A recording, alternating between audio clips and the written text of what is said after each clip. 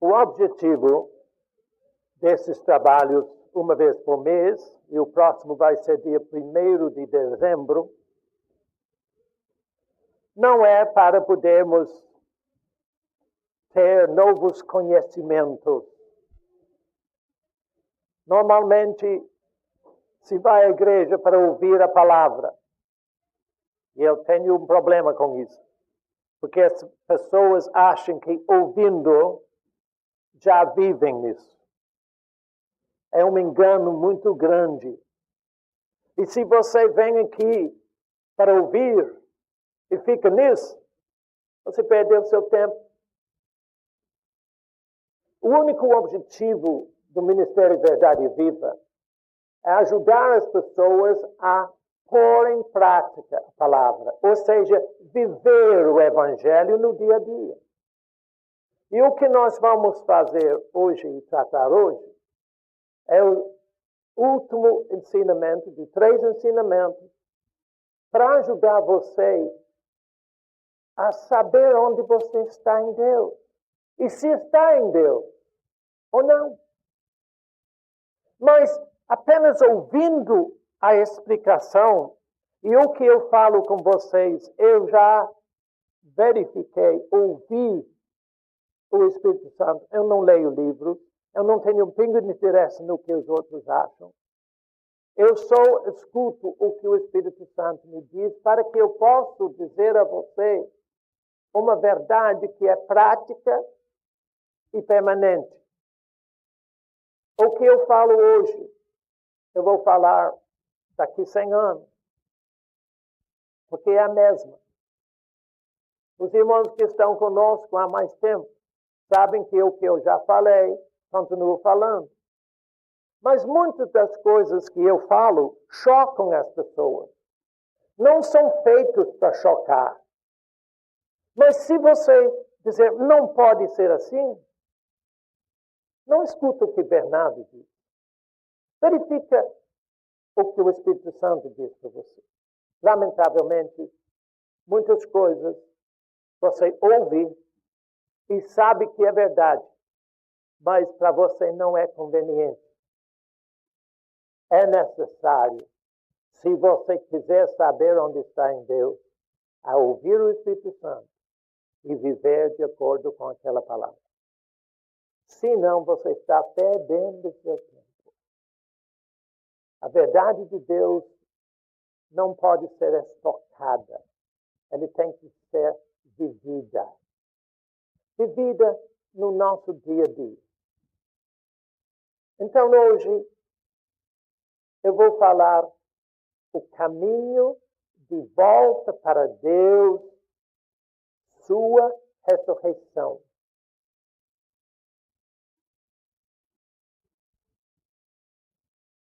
Tem esses 3 livrinhos. O primeiro que fizemos 2 meses atrás foi isso aqui. Caminho de volta 1, a morte de Jesus. Última vez fizemos o caminho de volta, seu sofrimento. E hoje vamos fazer o caminho de volta 3, sua ressurreição. O que significa a ressurreição de Jesus para você? Realmente hoje eu vou apenas completar essa série. Vai ser uma coisa mais resumida. Mas a verdade sobre a ressurreição e como ela funciona, eu vou estar ensinando no Tauá em dezembro, dia 10 a 14. Não sei o que nós vamos ensinar aqui dia 1º de dezembro. E a razão disso é o seguinte. Quarta-feira, nós vamos para a Europa. Vamos ficar 10 dias por lá. E quando voltamos, eu vou saber o que Deus quer que eu falo no dia 1º. Mas eu não invento nada para vocês, porque a minha responsabilidade é muito grande. Este momento não vai voltar para ninguém. Nem para mim. Então é necessário que eu tenha o temor de Deus e a responsabilidade de falar com você o que o Espírito Santo quer que eu falo. para que você não terá nenhuma desculpa e dizer, eu não sabia. Porque enquanto nós estamos falando, o Espírito Santo, Ele mesmo, que cuida de você. E não se confunde. Ele quer que você entenda dentro de você a verdade de Deus.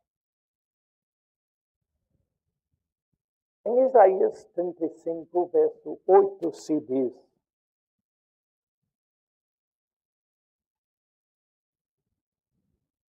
o profeta Isaías está dizendo, falando de uma profecia que se cumpriu em Jesus e que é a verdade da nossa vida nesse momento. O que ele diz em Isaías 35, 8, observando a sua vida, observando a minha vida, observando onde nós estamos nesse momento, o Espírito Santo diz, ali,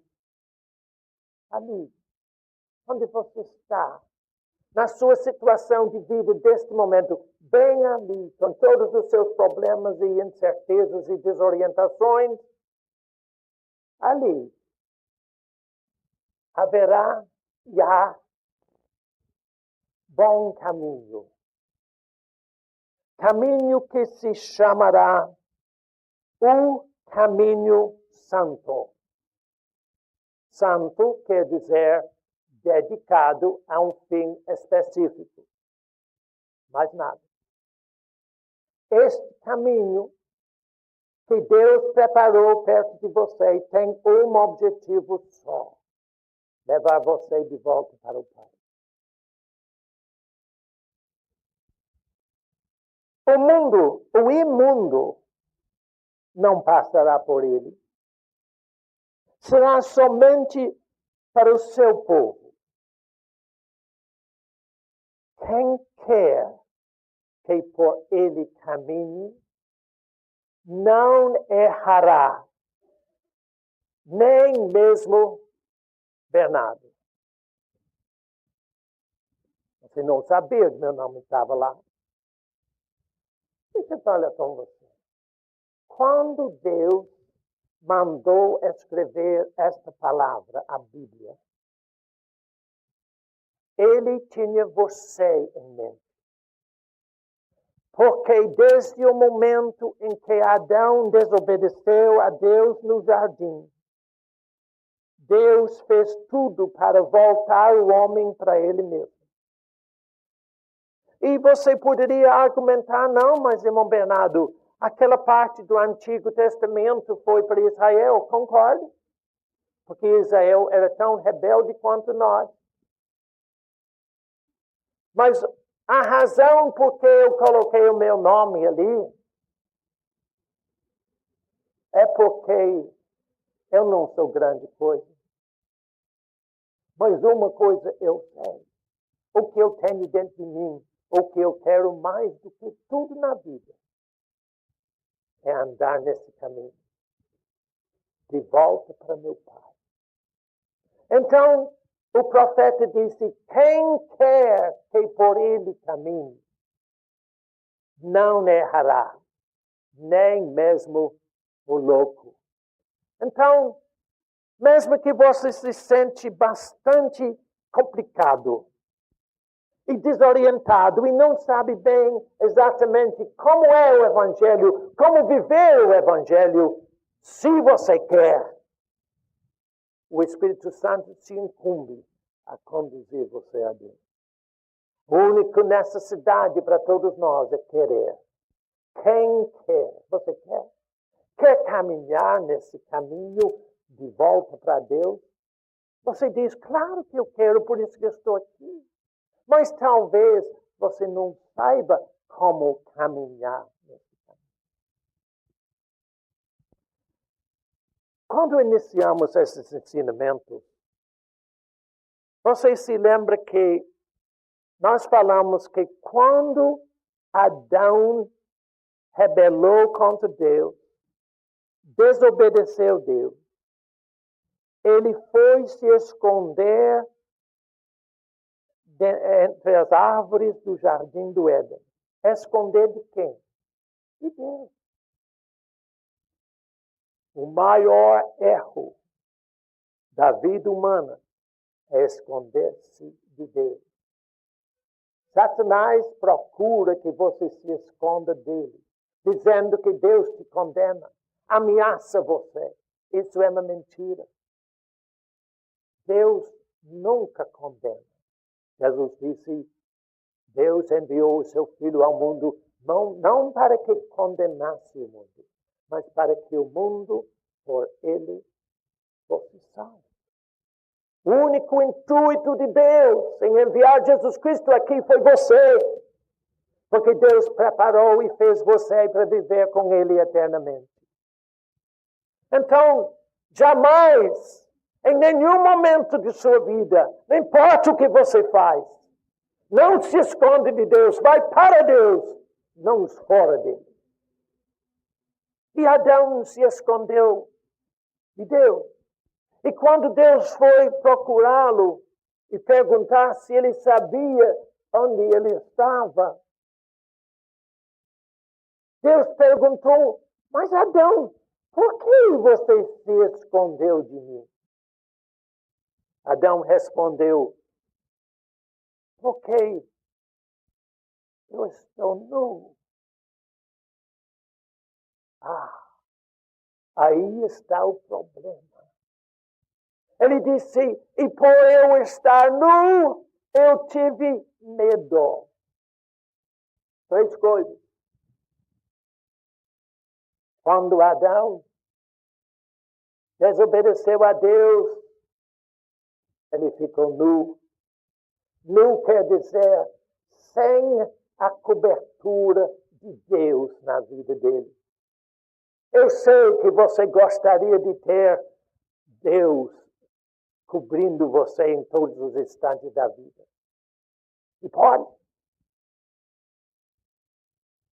Mas quando nós descobrimos que estamos nus, fora da cobertura de Deus, o que entra é o medo. O que vai acontecer? O pânico, a insegurança que abalou o mundo inteiro. E então, ele se escondeu de Deus.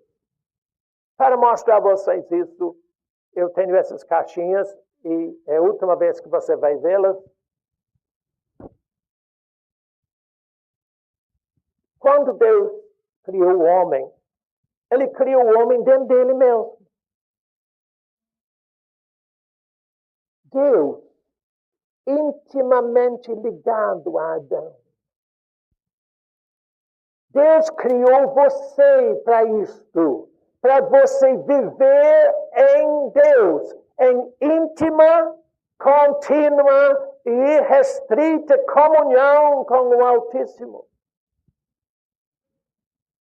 Mas quando Adão pecou, ele ficou nu. Onde está Deus? Alguma coisa sumiu. Ele ficou só na vida. Se você sente-se só na vida, é porque você não está em Deus. Ninguém que está em Deus se sente só. E quando ele descobriu que ele se afastara de Deus e ficou só, ele teve medo. Porque agora ele sabia que ele estava aberto para tudo o que Satanás puder fazer contra ele. Esse é o problema do medo. Quando você tem medo, e nunca tenha medo, rejeite o medo. O medo é o cavalo em que Satanás monta para destruir você. Isto dá uma abertura para ele fazer o que quiser. E se você tem medo em qualquer situação, é porque você está fora da cobertura de Deus. E então ele se escondeu. E isto que Satanás sempre procura fazer que você faça. Que você erra, que você faz uma coisa, uma falha. Ele disse, então sobe. Não fala com ninguém, não deixa. Não. Você lembra que no primeiro ensinamento nós mostramos que há um caminho. E este caminho, que é Jesus, tem um objetivo só: voltar-nos para Deus.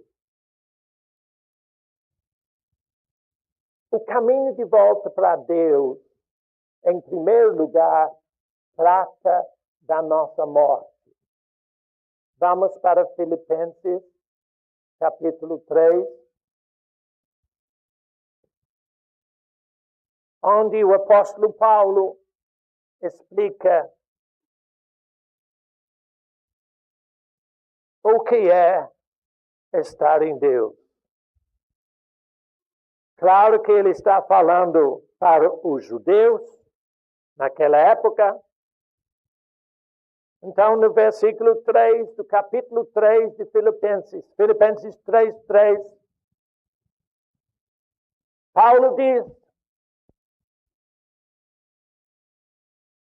nós é que somos a circuncisão de Deus, em Deus. Nós que, primeiro, adoramos a Deus no Espírito. Segundo, nos gloriamos em Cristo Jesus. Terceiro, e não confiamos na carne. Lamentavelmente, há muito pouco entendimento de como viver essas três coisas. A maioria dos falsos doutrinas nas igrejas se baseiam em o que eu posso fazer. Eles me levam a eu praticar certas coisas, ao invés de que a minha fé me faz viver o que diz a palavra, não confiar na carne. Mas quando eu estava meditando nisso, eu falei com o Espírito Santo assim: mas Deus, como é que eu vou explicar isso para os irmãos? Eu não entendo bem como isso. Ele disse isso para mim: você já recebeu a puxão de orelha de Deus? Não, né? É bom ver. Quando Deus me faz perguntas, eu sei que eu não sei, então Ele me dá a resposta. Mas dessa vez Ele me deu um puxão de orelha e disse assim: Bernardo, se você lesse o resto do capítulo, você ia saber. Está vendo como eu sou tolo às vezes? Porque se eu lesse mais, eu ia entender. Então eu comecei a ler no versículo 8, desse mesmo capítulo. Observa o que Paulo diz. Ele está explicando o versículo 3.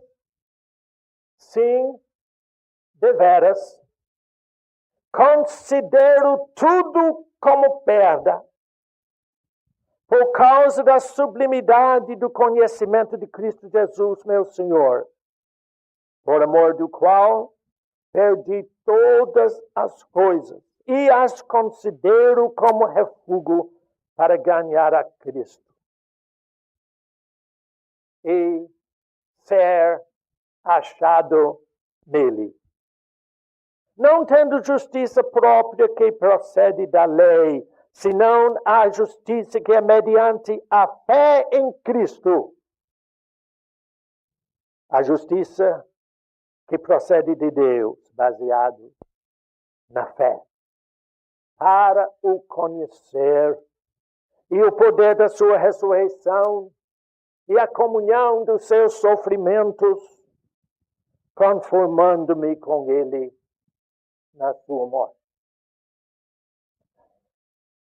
Se você deseja viver em Deus, com a cobertura de Deus em sua vida, em todos os momentos da sua vida, em todos os seus afazeres, o primeiro passo para voltar é saber que você não vale nada.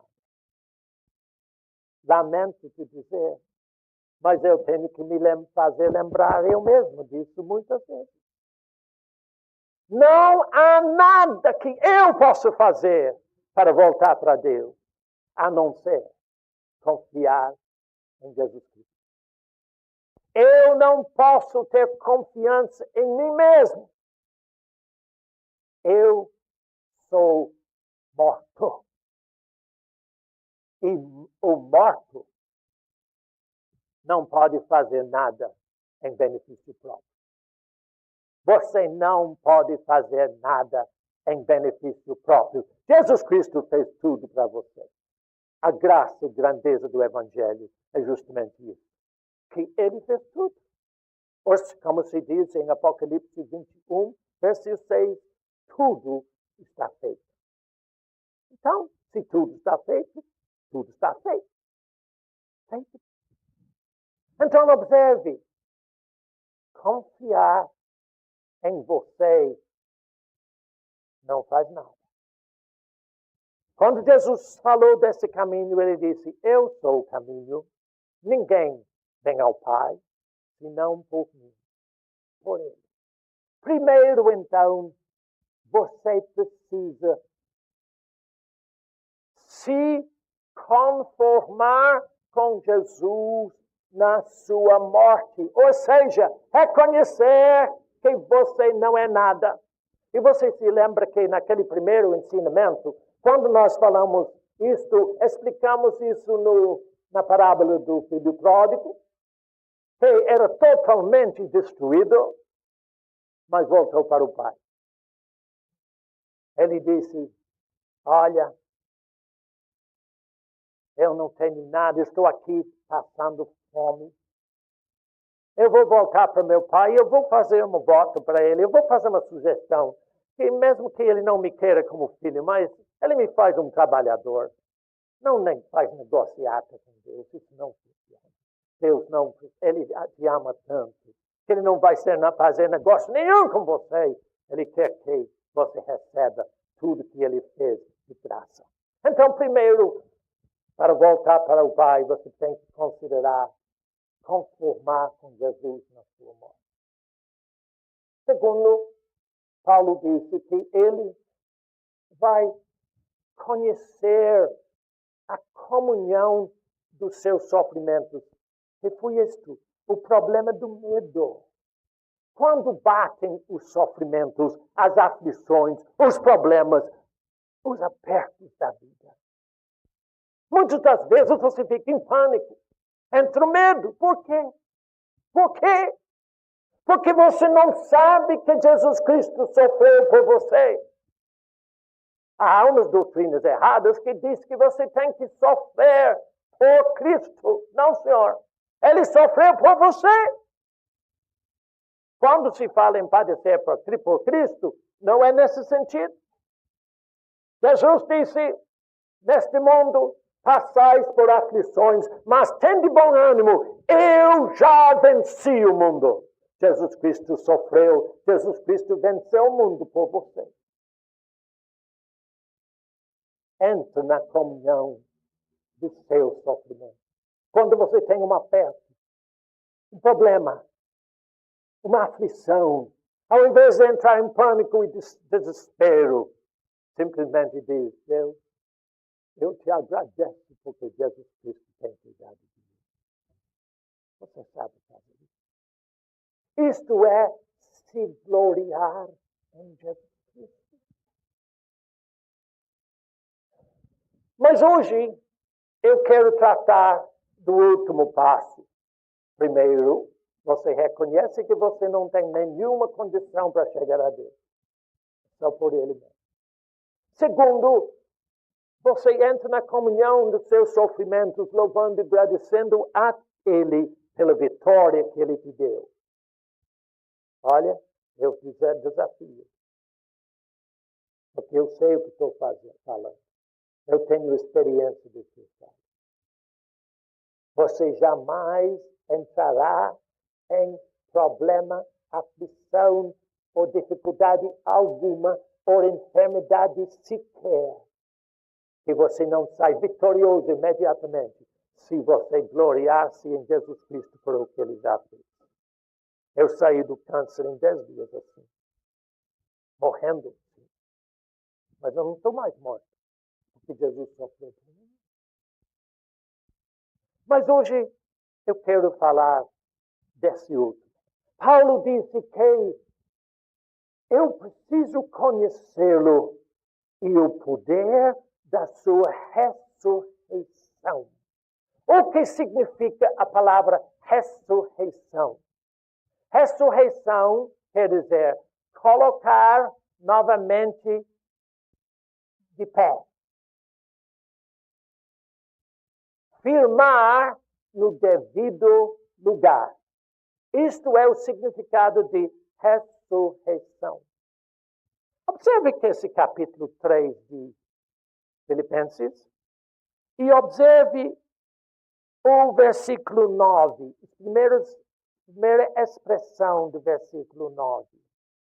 Eu não tenho tocado nisso com vocês antes, mas observe o que Paulo diz. Ele disse, eu quero me achar nele.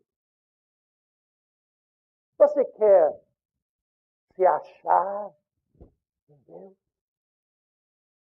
Você deseja que Deus tome conta de tudo por você? Quer? Eu acredito que todo mundo afirma, sim, irmão, claro que eu quero, mas eu não sei. Vou ver se eu te explico como saber, como fazer, como viver em Deus em qualquer e toda situação.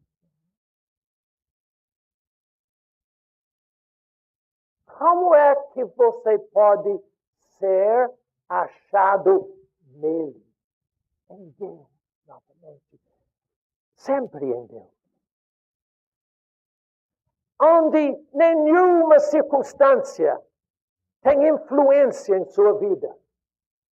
Onde em toda e qualquer circunstância você sabe que está seguro em Deus.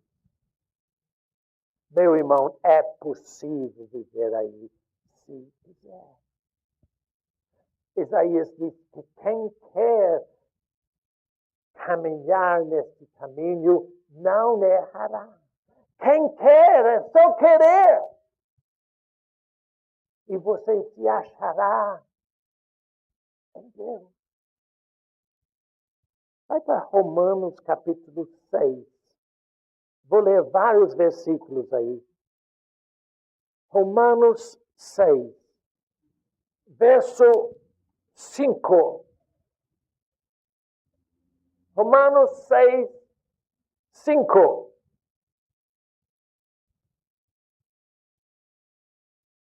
Porque se fomos unidos com Jesus na semelhança da sua morte, certamente o seremos também na semelhança da sua ressurreição. Sabendo isto, que foi crucificado com Jesus o nosso velho homem, para que o corpo do pecado seja destruído. E não sirvamos o pecado como escravos. Porquanto quem morreu, justificado está do pecado. Ou seja, não peca mais. Ora, se já morremos com Cristo, cremos que também com Ele viveremos. Será? Será? Pessoas aceitam tudo isso com uma interrogação. Isso não é exatamente conforme eu estou vivendo. Então eles procuram fazer a palavra concordar com a vida falha deles. Nunca faça isso, é o maior erro. Você tem que fazer a sua vida conformar com o que diz a palavra, porque essa palavra é a sua vida. Observe 8. Ora, Se já morremos com Cristo, cremos que também com Ele viveremos, sabedores que, havendo Cristo ressuscitado dentre os mortos, já não morre, a morte já não tem domínio sobre ele. Pois quanto a ter morrido, uma vez para sempre morreu para o pecado.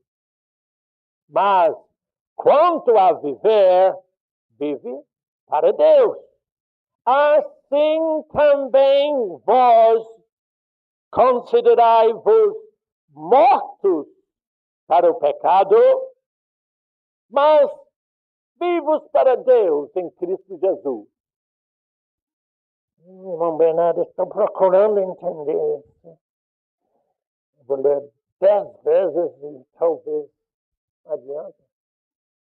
Não adianta ficar repetindo e lendo, achando que por sua mente você vai entender a verdade de Deus.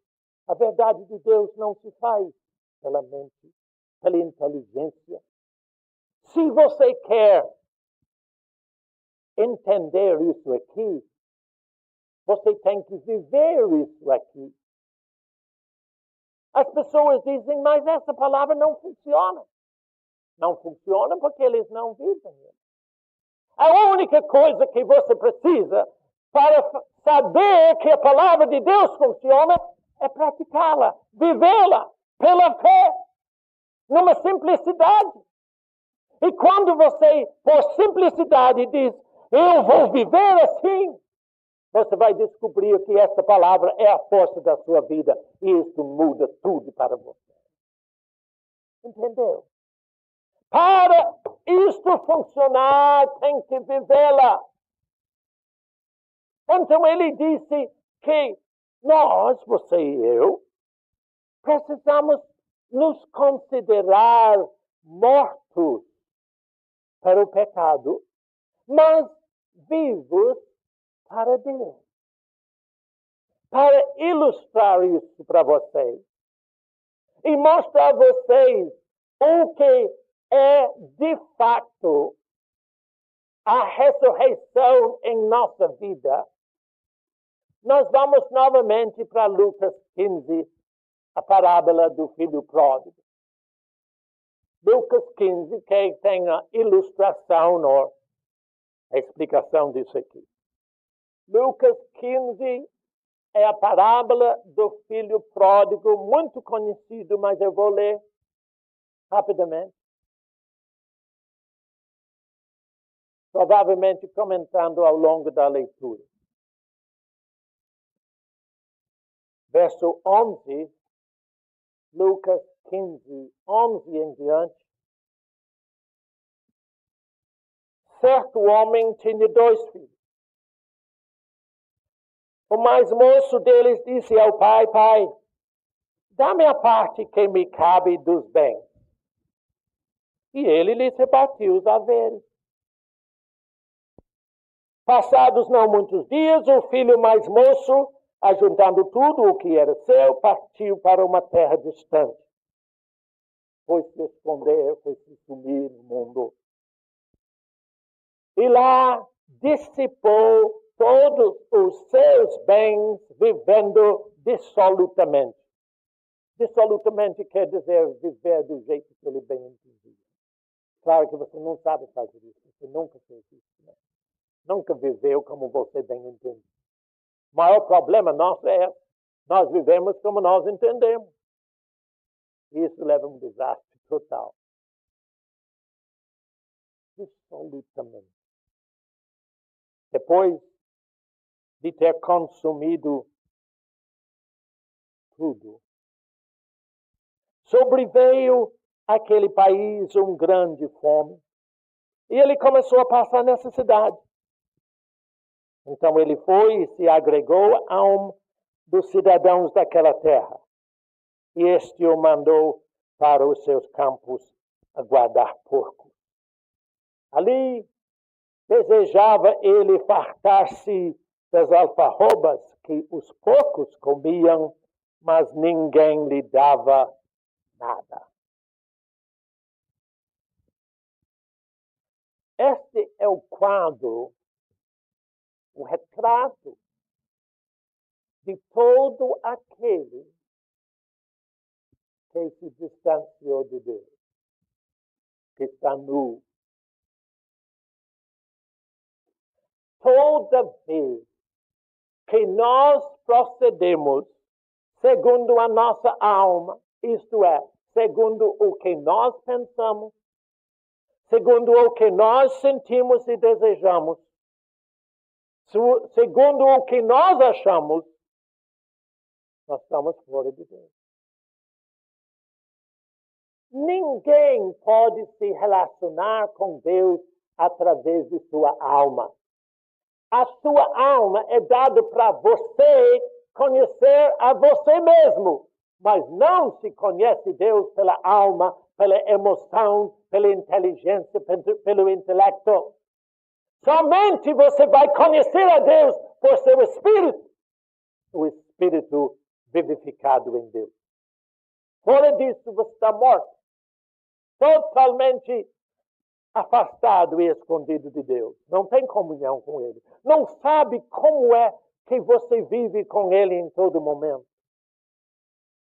Porque a alma não serve para relacionar com Deus. O seu espírito, o que você é de verdade por dentro, é o que você é de verdade por dentro. Esse rapaz gastou tudo que ele tinha, toda a sua vida, e sendo que ele não tinha nada mais para sobreviver, foi se ajuntar a um homem tão ruim quanto ele, tão em dificuldade quanto ele. Quando você procure alguém que está na mesma condição de você, ele não pode te ajudar. Ele vai te mandar cuidar dos porcos dele. Quais são os porcos dele? Aquelas ideias e procedimentos que ele tem. Porque ele não tem mais nada. Você sabe por que eu não faço aconselhamento? Eu não quero que pessoas acharam tão ruim, irmão, ligam para mim, irmão Bernardo, queria um tempinho com o senhor sozinho. Não resolve. Eu não resolvo a sua vida, não. Eu tenho dificuldade de resolver a minha. Ninguém pode fazer você praticar a palavra. Você tem que decidir praticar por você mesmo. Então, observa. Ele foi juntar aquele homem disse, eu não tenho nada para você, rapaz, vai cuidar dos porcos aí, eu tenho muito porco aí. E então ele estava tão desesperado, em situação tão ruim, que ele pensou, bom, eu só comer o que os porcos têm, mas isso não alimenta o homem. Observa. Jesus descreveu o estado do homem, da mulher, da pessoa que Deus criou para Ele mesmo, para ter íntima comunhão com o Altíssimo. Jesus está descrevendo o estado da pessoa que Deus criou para Deus cuidar dele, mas ele abandonou Deus e foi fazer do seu jeito. Deus quer o privilégio de cuidar de você. Oh, irmão, esse é um privilégio para Deus. É só isso que Ele quer. Ele quer tomar conta de você em todos os momentos da sua vida. Deixa. Vamos continuar a leitura em Lucas 15. Verso 17. Então, nesse estado desesperador, caindo em si, disse, quantos trabalhadores de meu pai têm pão com fartura e eu aqui morro de fome? Levantar-me-ei e irei ter com meu pai e lhe direi, pai, eu pequei contra o céu e diante de ti. Já não sou digno de ser chamado teu filho. Trata-me como um dos teus trabalhadores. Quis fazer um negociado. E levantando-se, foi para seu pai. Agora observa. Vinha ele, ainda longe, quando seu pai o avistou e, compadecido dele, correndo, o abraçou e beijou. E o filho disse: pai, pequei contra o céu e diante de ti já não sou digno de ser chamado teu filho. Mas ele não falou mais nada. Ele não podia falar mais nada. Porque o pai tomou as providências para mostrar aquele que ele era.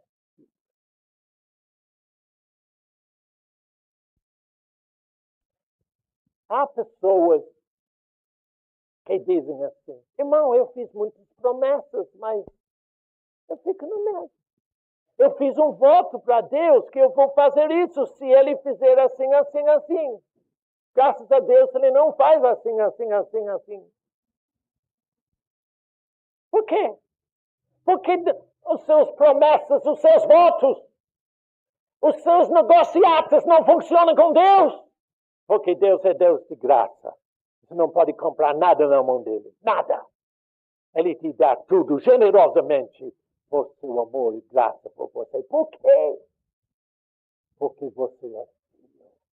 Você foi criado e posto aqui na terra para que você pudesse decidir se você vai viver com Deus para sempre ou separado de Deus para sempre, como Jesus explicou em Lucas capítulo 5, 16.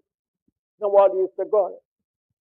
Estou escrevendo sobre isso no próximo jornal, que lamentavelmente as pessoas acham que Deus só tem interesse na vida deles aqui. Você vai ter que ter Deus em sua vida por toda a eternidade. Ou você em Deus, ou você distanciado de Deus. Pois mesmo um homem rico, que se achou tormentos do inferno nas chamas, falou com Deus e tinha que ouvir Deus. Mas era tarde demais. Você jamais escapará da presença de Deus. Porque Deus te fez para Ele. E o que eu mais quero hoje com esse ensinamento é mostrar a você como estar nele. Como ser achado nele. Não tendo a sua justiça, mas a justiça que é pela fé, pela graça e amor de Deus. Ele só te dá. Não cobra nada. Você não tem nenhuma obrigação para com Deus.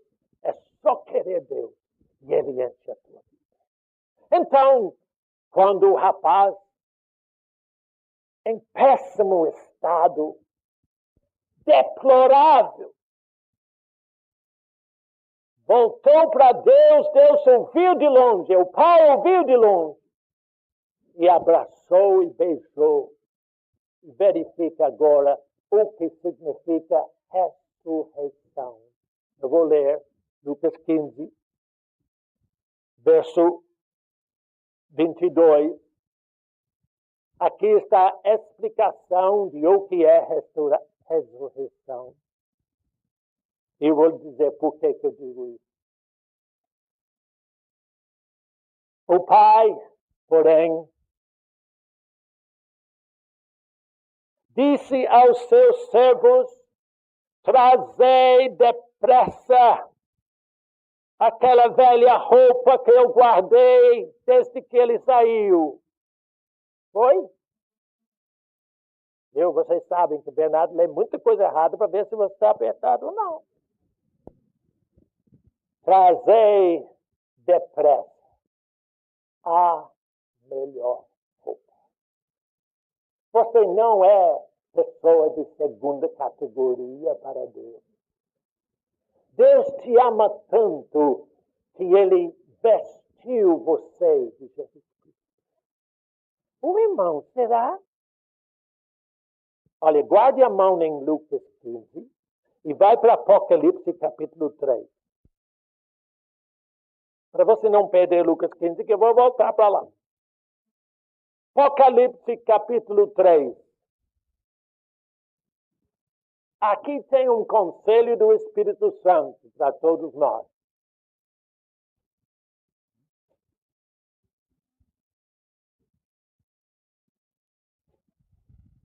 Capítulo 3 de Apocalipse, é fácil achar que o último livro, verso 18.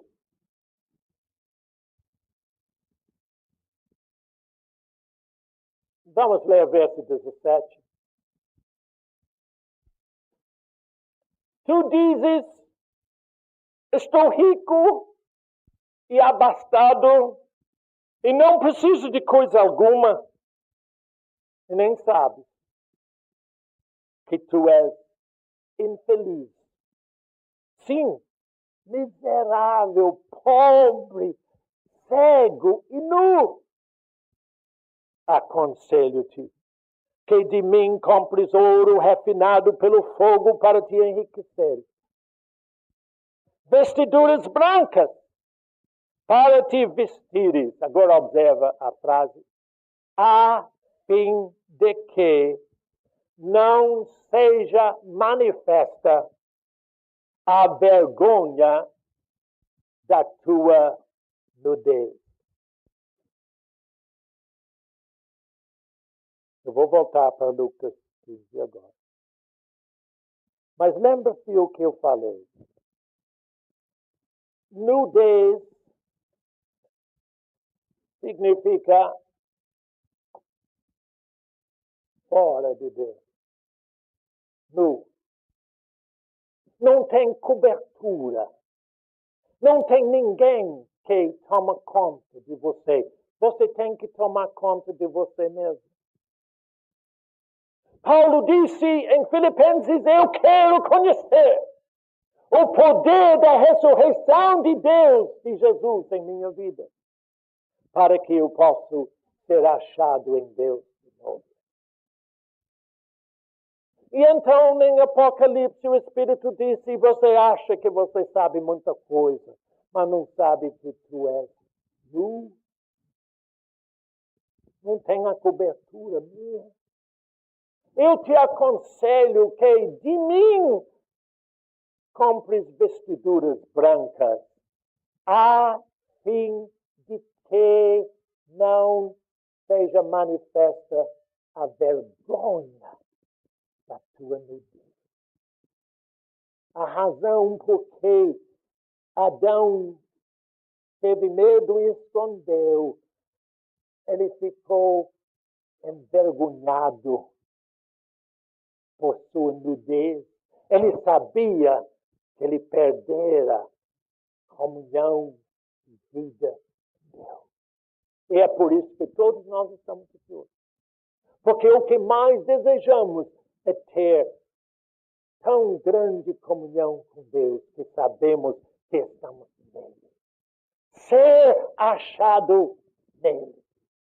Então vamos voltar para Lucas 15 e continuar a leitura, a descrição desta ressurreição. Observa. Trazei depressa a melhor roupa. E versículo 22. Vestiu. Ponde-lhe um anel no dedo. E sandálias nos pés. Eu pergunto para você.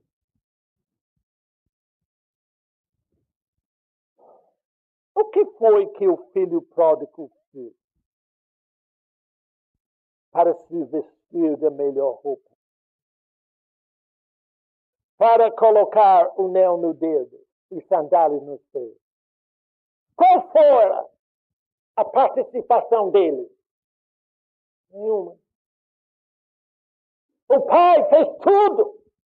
Tinha preparado tudo. Para quê? Para restaurá-lo à condição de filho.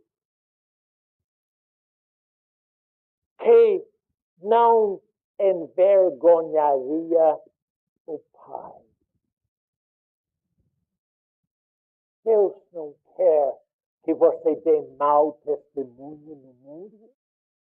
Ele fez você para viver perante o mundo digno da vocação com que foi chamada. Mas para que isto aconteça, ele se incumbe, ele mesmo, de vestir você. Para que a vergonha da tua nudez, da sua falta de fé, não se manifeste.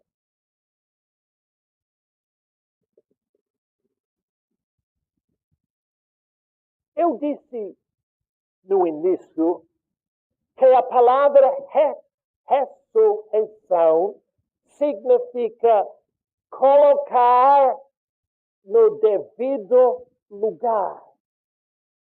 Qual foi o devido lugar do filho pródigo? No lar. No pai. Então, o pai só aguardava o filho querer voltar de novo. E imediatamente ele o colocou no lugar de filho, no devido lugar. E disse para todo mundo, vamos nos regozijar, porque este meu filho foi morto e reviveu. Reviva! É só querer. Você pode ser sempre vitorioso, se quiser. Mas você ainda tem dúvida? Você vai se modelando na fraqueza dos outros? Não, senhor. Não se modela nos pastores, ou nos líderes, ou nos irmãos da igreja. Modela-se só no que Deus diz. O devido lugar daquele filho foi no lar. E ele não fez nada para poder desfrutar dessa bênção. Ele ficou mudo só lá. E o pai mandou vesti-lo, colocar anel no dedo, sandália nos pés, que eu não quero entrar nisso agora. Mas saiba que ele foi plenamente restaurado, porque ele descobriu que não era nada, ele não tinha nada para poder se justificar perante o pai. Ele deu os passos e foi totalmente restaurado. Achado em Deus. Irmão Bernardo, mas como isso vai funcionar no meu dia a dia? Quando estou no meu trabalho, cercado de um monte de problemas, quando estou com problemas no lar, com os filhos, como é que isso funciona para mim? Vamos para Gênesis capítulo 12, eu acho que é 12, mas vou achar. Gênesis.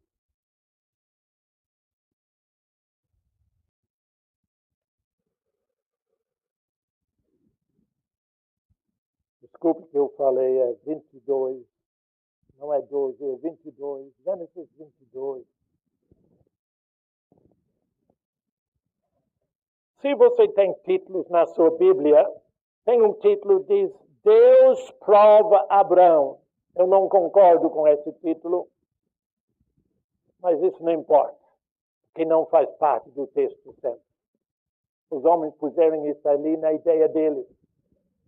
Eu descobri que os homens têm tantas ideias erradas. Mas o que acontece nesse capítulo 22 de Gênesis é o seguinte. Deus deu a Isaac um filho. Abraão um filho, chamado Isaac. Eu ouvi o presidente dos Estados Unidos hoje, para ficar bem com todo mundo, diz que o nosso Deus é o Deus de Isaac e de Ismael também.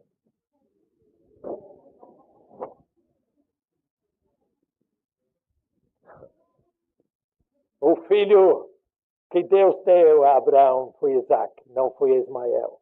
Ismael foi uma arrumação de alma de Abraão. Mas Deus deu a ele um filho, Isaac. e Jacó. E através de toda a Bíblia ele disse, eu sou o Deus de Abraão, Isaac e Jacó.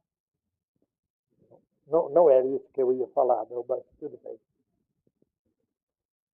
Deus deu a Abraão um filho, Isaac. E foi muito bom o relacionamento dele.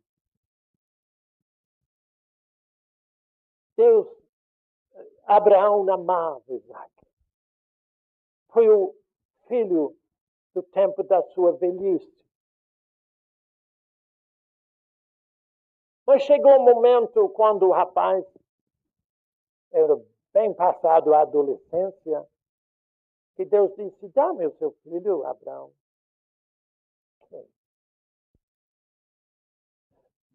Deus pediu isso a Abraão, não para provar tanto a Abraão, ainda que foi uma prova muito forte, mas é porque Deus queria mostrar o seu caráter, o caráter de Deus para Abraão. Você sabe dessa história, não sabe? Como é que eles foram para o monte, adoraram a Deus durante 3 dias e depois fizeram um altar e puseram lenha. E Abraão deitou Isaac na lenha, etc, etc. Mas Deus proveu um substituto, que é o carneiro, e Isaac foi liberto, livre daquilo. Vai para Hebreus 11. Eu acho que é por aí que eu deveria ter ido. Hebreus 11, 17. Isso fala desse acontecimento de Abraão. Mas eu quero mostrar a você o que é ressurreição para você. Como é que funciona isso no seu dia a dia. Deus não vai mandar você botar o seu filho no altar e matá-lo, não, viu? Nem passá-lo pelo fogo. Verso 17. Hebreus 11, 17. Pela fé, Abraão, quando posto à prova, ofereceu Isaac.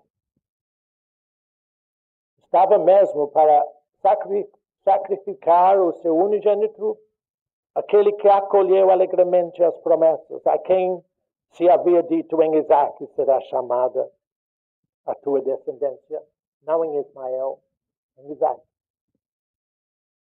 Porque Abraão considerou que Deus era poderoso até para ressuscitá-lo dentre os mortos, de onde também, figuradamente, o recobrou. Abraão foi o primeiro homem da Bíblia a saber que Deus é Deus de ressurreição. Ele tinha conhecido Deus primeiro como o Deus vivo. No meio de muitos deuses da cidade de Ur dos Caldeus, em Arábia Saudita. Mas agora, depois de ele seguir pela fé o Deus vivo, chegou este momento quando Deus desejou revelar o seu caráter a Abraão. Por quê? Porque Deus queria revelar o seu próprio caráter a Abraão. Porque Deus queria mostrar a Abraão o que significa ser em Deus.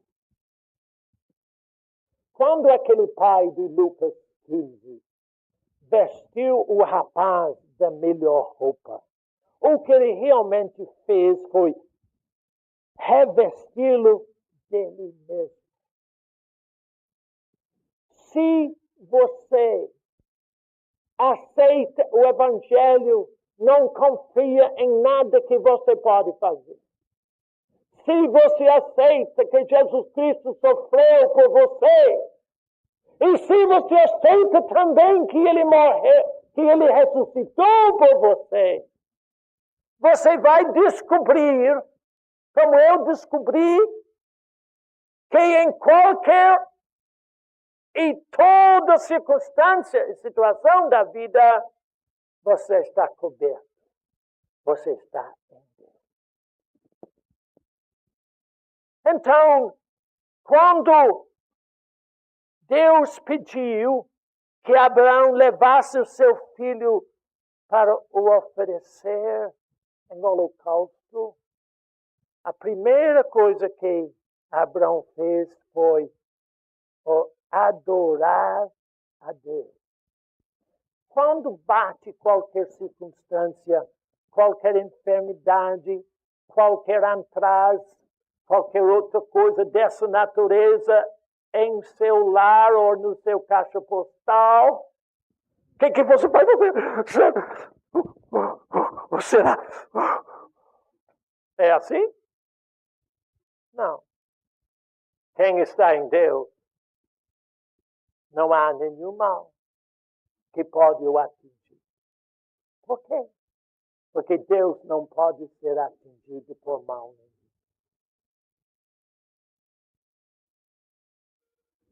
Quando surgir qualquer situação adversa, qualquer problema ou dificuldade, não pensa o que vai fazer.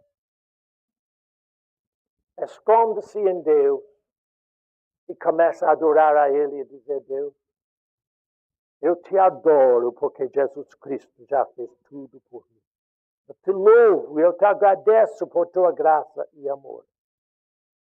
Ele adorou. Como eu disse a última vez que eu estive aqui, eu não posso ensinar você adoração, porque não tem nenhum ensinamento na Bíblia que ensina os passos da adoração. Sabe por quê? Porque a adoração é uma coisa íntima de cada um. Não há uma forma, não há um método. Quando eu falo da necessidade de oração em línguas, meditação na palavra, etc., etc., eu tenho um cuidado, porque as pessoas acham que esses são métodos para estar em Deus. Não são. A única maneira de estar em Jesus é aceitar o que Jesus fez com você. Só. Oração em línguas, meditação na palavra, essas coisas são expressões de um espírito vivificado. Não são métodos para chegar a Deus. Você só chega a Deus pela fé. Entendeu? Então, quando eu falo, vai, adora a Deus, adoração a Deus, olha, o mais próximo que eu posso ficar para mostrar a você o que é adoração é o versículo 10 de Salmo 46, que diz assim, eu vejo que todo mundo quer ver como é que foi. Então vou te dizer como é que foi. Aquietai-vos e sabei que eu. Quando Deus pediu Isaac de Abraão, ele foi se aquietar por dentro. Porque quando você se aquieta por dentro e não fica influenciado ou perturbado pela circunstância, você começa a enxergar a realidade de o que é estar em Deus. Ou seja, a adoração faz com que você enxerga a situação como Deus enxerga. E como é que Deus enxerga? Deus enxerga toda a sua vida e situação sob total controle dele. Ele é supremo. Então, ao adorar a Deus, você se afasta da circunstância. Aquieta-se em Deus, e eu às vezes fico só sentado assim, ó. Aquietando-me por dentro. E de uma forma que eu não posso explicar, porque essa é só para mim. Deus move em cada um de nós muito especialmente. Por isso que não há uma explicação. Só diz que devemos adorar. Como adorar, você descobre. Mas o mais perto que eu posso lhe dizer é: aquieta-se por dentro e você saberá que Ele é Deus. Agora, observa aqui em Hebreus 11 o que aconteceu quando Abraão adorou a Deus. Verso 19.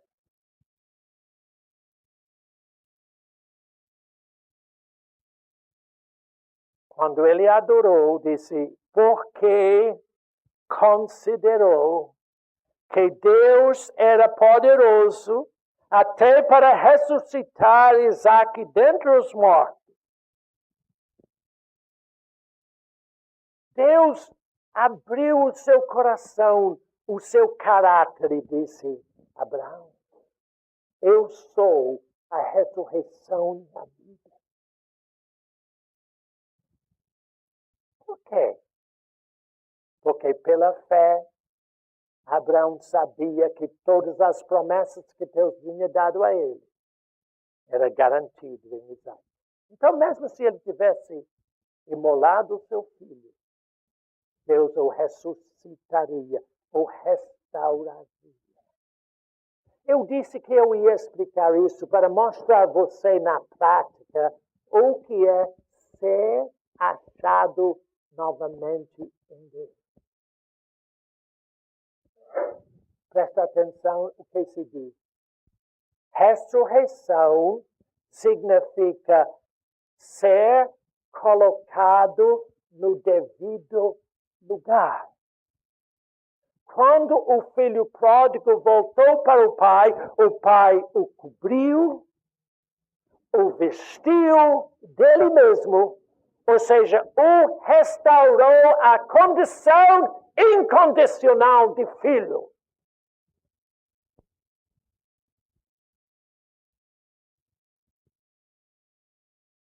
Deus quer ser tudo em sua vida. Mas para que isto aconteça, você tem de não confiar em você mesmo. Louvar e agradecer a Deus porque Jesus Cristo já venceu tudo. E adorar a Deus em espírito, porque aquele que morreu por você, ressuscitou por você também. Agora, volte para Romanos 6, onde nós já lemos, e você vai entender um pouco melhor. Eu espero. Mas eu sei que a explicação de Bernardo é muito falha. Mas o Espírito Santo explica para você. Romanos 6.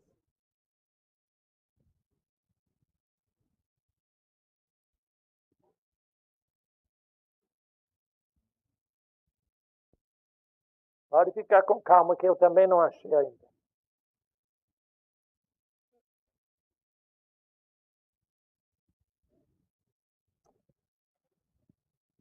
Verso 5.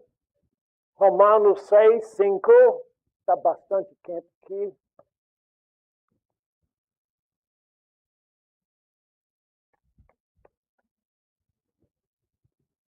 Porque, Romanos 6, 5, porque se fomos unidos com Ele na semelhança da sua morte. Você acha que Jesus morreu por você mesmo? Acha? Tem certeza? Você não tem que fazer nada, Ele já fez tudo. Você acha? Então, se você foi unido com Ele na sua morte, certamente o seremos também na semelhança da sua ressurreição. Sabendo isto que foi crucificado com Ele o nosso velho homem, para que o corpo do pecado seja destruído. E não sirvamos o pecado como escravos. A diferença entre você, mesmo falho como você é, e uma pessoa que não nasceu de novo, que não vive em Deus, a diferença entre ele e você é que ele não pode deixar de pecar. Você pode. Ninguém peca por obrigação. O diabo não manda você pecar, ele não manda você fazer nada, ele não tem poder nenhum. Você peca o que você quer. Ah, não, eu não quero, eu estou sempre lutando contra. Eu recebo muitos e-mails na internet de pessoas que são desesperadas por estar procurando arrumar a sua vida toda a vida e não conseguem. Não é assim. Não é assim. Eu sei que é duro você admitir que você peca porque quer, mas o fato é esse, você não é obrigado. Não somos mais escravos do pecado, porque Jesus Cristo morreu por nós. Então, por que você peca? Porque você não vive na ressurreição. Vamos continuar a leitura. Verso 7. Porquanto quem morreu, justificado está do pecado. Ora, se já morremos com Cristo, cremos que também com Ele passaremos. Nós somos não. É? O que diz? Com Ele viveremos. É meio difícil isso, não? Você crê que você morreu com Cristo? Você crê também que você vive com Ele? Sem Ele você não vive, não, viu? Eu vou te dizer. É só com Ele. Com Ele viveremos. Sabedores que, o verso 9, havendo Cristo ressuscitado dentre os mortos, já não morre. A morte já não tem domínio sobre ele, pois quanto a ter morrido de uma vez para sempre morreu para o pecado. Mas quanto a viver, vive para Deus. Assim também vós, considerai-vos mortos para o pecado, considerai-vos mortos para o pecado, considerai-vos mortos para o pecado, considerai-vos mortos para o pecado, considerai-vos mortos para o pecado, mas vivos para Deus em Cristo. Quando lemos Apocalipse 3, o conselho do Espírito foi que nós compramos ou recebemos vestiduras brancas para que não se manifesta a vergonha da nossa nudez. Ou seja, Deus deseja que você seja parte dele, que você viva nele, assim, ó, em Deus, onde ele cobre você. Como é que você vive em Deus?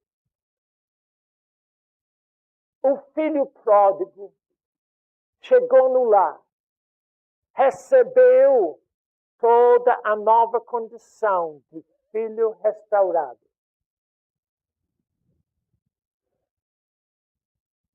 Ele tinha a possibilidade de voltar para o que era, se ele quisesse. Ele não foi preso no lar. Ele podia voltar, mas você acha que ele quis? Você acha? É claro que não.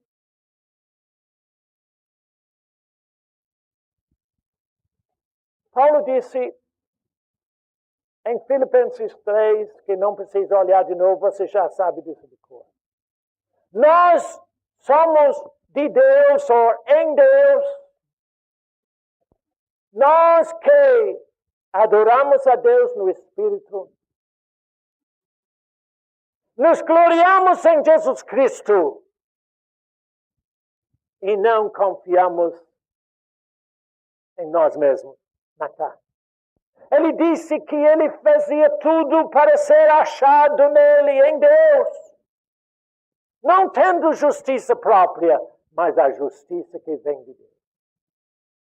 Deus deu a você, a todos nós, a condição de viver continuamente coberto. Viver nele. Eu tenho que passar para um versículo. João 11. Eu não sei qual é o versículo, mas eu vou achar. João 11, vai. É a história do acontecimento da ressurreição de Lázaro. Verso 25 e 26. Isso é a última referência de hoje. João 11, 25 e 26. Jesus falando com Marta. Eu sou a ressurreição e a vida. Quem crê em mim, ainda que morra, viverá. Agora observe esse versículo. E todo o que vive e crê em mim, não morrerá eternamente. O segredo é viver e crer. Viver em Deus e crer sempre que Jesus fez tudo por você. Não é fácil? Nada você tem que fazer, é só confiar nele. Como Pedro disse, Cristo morreu uma única vez pelos pecados, o justo pelos injustos, para conduzir-vos a Deus. Ele se incumbe de conduzir você de volta para o lar. Isto é ressurreição. Deus deseja colocar você no lugar devido, ressurrecto com Cristo. Passou o tempo. Estão me avisando que não tem mais vida. Então, tá bom.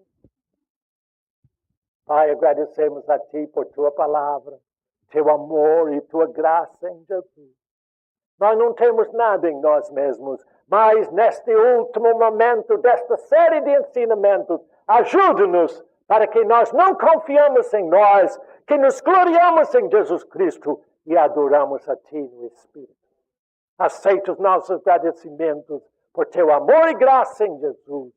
Amém. Próxima vez, se quiserem aguentar, dia 1º de dezembro, estamos novamente aqui. E que Deus os abençoe e vai vivendo o Evangelho. Esta fita é distribuída pelo Ministério Verdade Viva. Caixa Postal 51, CEP 30 123 970, Belo Horizonte, Minas Gerais. E-mail minister@gold.com.br. O nosso site na internet é www.verdadeviva, uma palavra só, .org.br. Os telefones, fones fax 31 3482 1919 3482 1879.